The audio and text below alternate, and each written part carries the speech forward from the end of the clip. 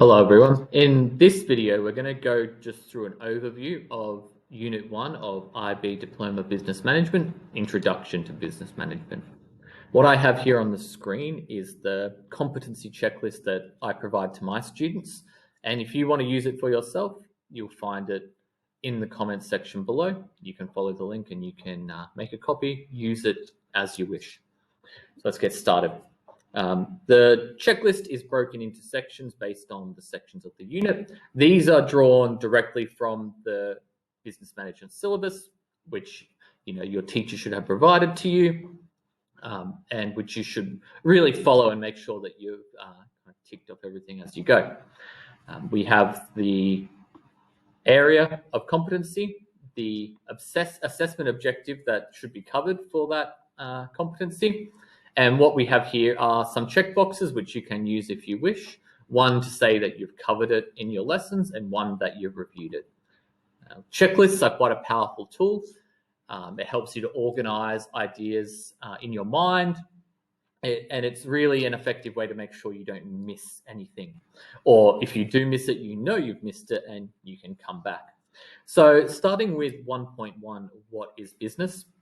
This is really a foundational section of the entire course, defining kind of what it is that a business is, how it works, the macro level, if you will, the big picture level of what is a business, why we engage in business, the different kind of categories of business that that we can have. There's unlikely to be questions that ask you to define what is business or things like that. But this kind of knowledge, like I said, is foundational and it underpins a lot of the other knowledge and content that you'll need to answer more complex questions. And the terminology in this section will come up again and again and again. Similar to 1.2, different types of business entities. This is information that kind of directly applies to just about every case study, right? Because every case study is about a business and you should be able to clearly and confidently identify the different types of businesses and discuss their positive and negative sides, which is really what this whole section is about. It goes through private sector, public sector, all the different types of structures, legal structures that can exist within each of those sectors. And kind of the aims and objectives of different types of business entities. So this is, again, really foundational knowledge. It's going to help you in multiple different case study scenarios. There is the potential to get definition questions about some of these, especially the types of organizations. So being able to very clearly and succinctly define those will be quite important. Next, 1.3, we come up to business objectives. Another one that comes up pretty frequently within the case studies. Even when the objectives aren't clearly stated, sometimes you have to read between the lines and kind of be able to discern the objectives through that. This covers things like vision statements, mission statements, strategic and tactical objectives, and corporate social responsibility, which should be considered when setting those objectives. This is something that you're going to encounter a lot when doing your IA, when you're researching businesses, or for your EE if you choose to do a business management EE. So having your head around the purpose of these statements and kind of what they should have, what they mean for a business is quite important. Stakeholders, this is really quite important.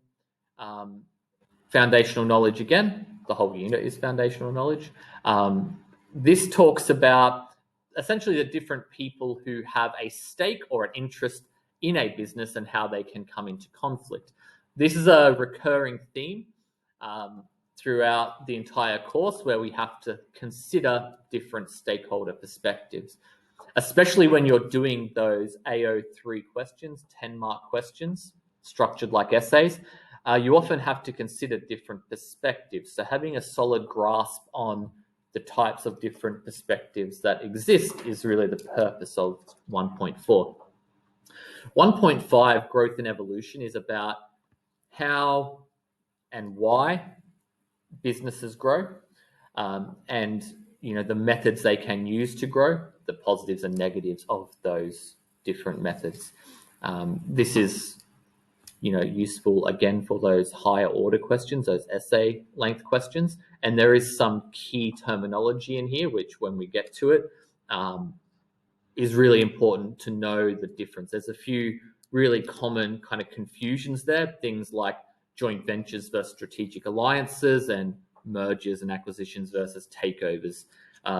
Some of them are really close to each other, conceptually speaking, and to tell the difference, you really need to understand some of the subtleties. 1.6, really a small one, the impact of multinational companies on host countries. So leaning into the idea of MNCs and a little bit of corporate social responsibility in there. Then we come into the business management toolkit. Now, there's no specified toolkit items per unit. They're entirely separate, and it's up to individual teachers to decide which ones they teach in each unit or the order in which they teach the toolkit. For me, these are the ones that I choose to teach in Unit 1, but you don't have to, and your teacher might do things a little bit differently. SWOT, circular business models, Steeple, and Porter's generic strategies. I probably, being the first year that we're doing the new syllabus, I probably will change those toolkit items as I move forward, because as you'll see, there's not a lot of HL content in Unit 1. And when there's classes that have SL-HL split and you give SL release time and only teach the HL, probably it's more effective to do some more of the HL toolkit items in this course to allow for that split. Regardless, this checklist is there for you to use. You can follow the link in the description. You can download it. You can use it completely freely. In fact, it's not my words, right? These are directly copied from the business management syllabus published by the IB. All I've done is, format it and add some check boxes, right? So if you can cover all of these things confidently, you can say that, you've covered Unit 1. And that's really the purpose there of the checklist, so that you can keep track. I hope that's helpful. You'll notice that in this same playlist, I cover each of these competencies in turn, video by video. So if you need to for review purposes or just to wrap your head around a concept, go in, have a look at those videos. You can pause, take notes, ask questions in the comments, and I'll get back to you as best as I can. Thank you for watching. If you want more videos on business management, please subscribe. Thank you.